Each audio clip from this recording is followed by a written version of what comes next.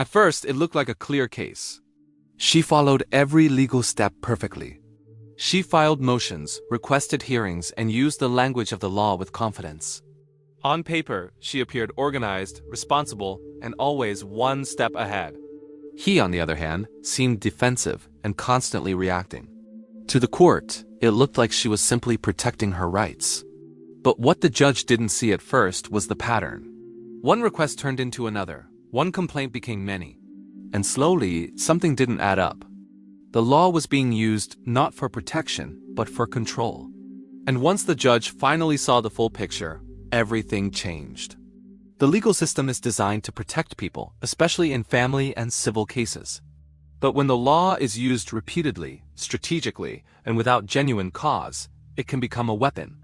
Many people believe that if something is legal, it must be right.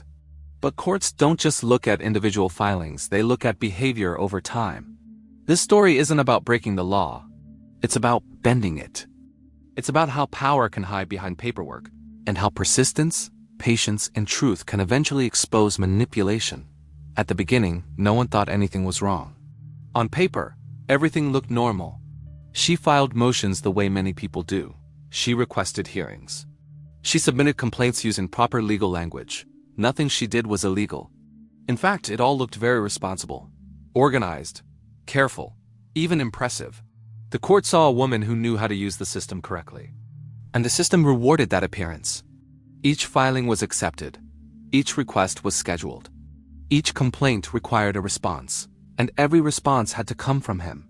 He didn't realize at first what was happening. He thought it was just part of the process. Disagreements happen. Legal matters take time. That's what people told him, so he complied. He showed up. He followed every order. He adjusted his life again and again to meet new requirements. He believed that if he stayed calm and cooperative, things would eventually settle down. But they didn't. Every time one issue was resolved, another appeared. Always legal, always official, always draining. What made it difficult was that each action, by itself, seemed reasonable. A motion for clarification, a request for modification, a complaint about communication, a concern about compliance.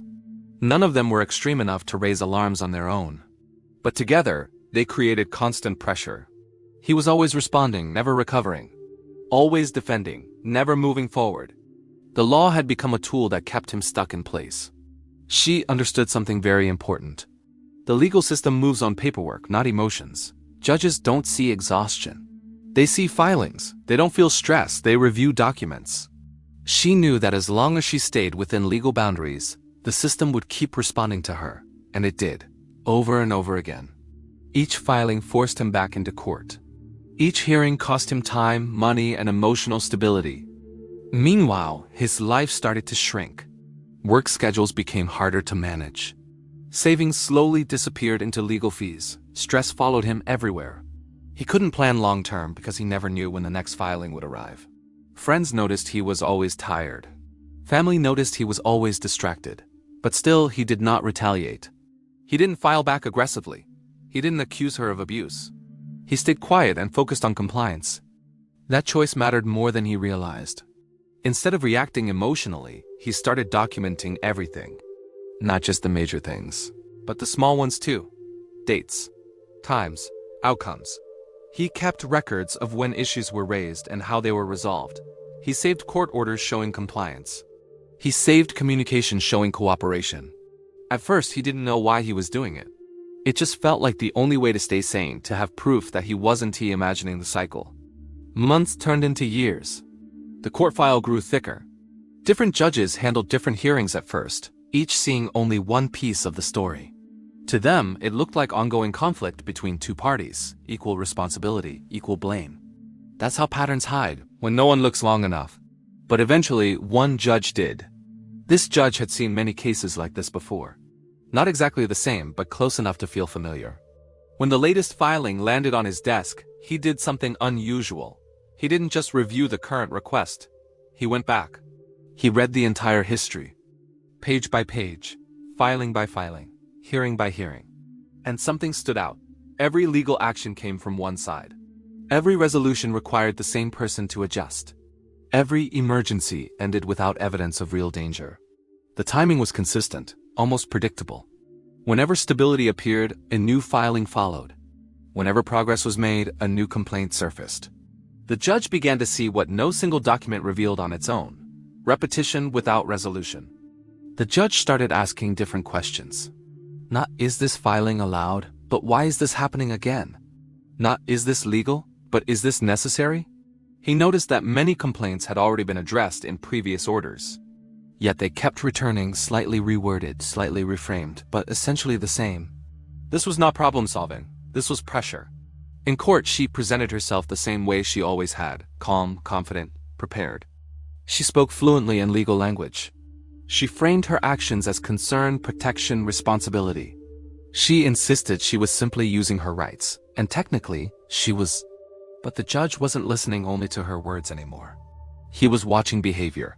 When the judge turned to him, the contrast was impossible to ignore. He didn't speak in legal jargon. He didn't dramatize. He answered questions directly. He referenced past orders. He explained how he complied. He acknowledged stress but didn't weaponize it. Most importantly, he didn't accuse her. He didn't need to. The record spoke for itself. The judge asked about impact, about how repeated filings affected stability, about whether these actions resolved issues or created new ones. These questions shifted the tone of the hearing. For the first time, the focus wasn't on the latest complaint. It was on the overall pattern of behavior. She became defensive, not angry, but rigid. She repeated phrases she had used many times before. I'm just following the law. I have the right to file. I'm protecting myself. But the judge explained something critical. Rights exist to protect fairness, not to create imbalance. The law allows access, but it does not allow misuse. The judge explained that courts are not meant to be used as tools of control. They are meant to resolve disputes, not prolong them. When filings repeat without new evidence, when issues resurface after being settled, when one party is consistently forced into response mode, the court must step in. Not to punish, but to restore balance. This moment changed everything. For the first time, her strategy stopped working. The same paperwork that once protected her now exposed her. The judge didn't accuse her of wrongdoing. He didn't use harsh language. He simply named the pattern. Repeated filings. Escalation without cause. Legal pressure without resolution. Once named, it could not be unseen. The judge issued clear boundaries. Future filings would require higher standards. Repeated issues would not be reheard without new evidence. Communication would follow strict guidelines. The court would no longer tolerate cycles that drained resources without serving justice. This wasn't retaliation. It was correction. For him, the relief was quiet but overwhelming. Not victory, validation. The system had finally seen what he had been living with for years. He hadn't imagined it. He hadn't been weak. He had been patient. And patience, combined with consistency, had revealed the truth. What makes this story powerful is not drama, but discipline. He didn't fight fire with fire. He didn't abuse the system in return. He trusted that patterns matter. That behavior over time speaks louder than any single claim. And eventually, it did. This case shows how control doesn't always look aggressive. Sometimes it looks organized, polite, legal. But courts are learning to recognize the difference between protection and pressure, between access and abuse, between persistence and manipulation. In the end, the law did what it is meant to do. It didn't reward the loudest voice. It didn't favor the most filings. It favored fairness. Because the law is not just about rules, it's about intent. And when intent becomes clear, even the most carefully constructed strategy falls apart. This case is a reminder that truth is not always loud, and control is not always obvious. Sometimes the most powerful thing you can do is stay consistent while someone else reveals themselves. The law can protect, but it can also expose. And when a judge finally sees the full pattern, not just the paperwork, justice finds its way through. Because in the end, the law doesn't belong to those who use it the most, but to those who respect it.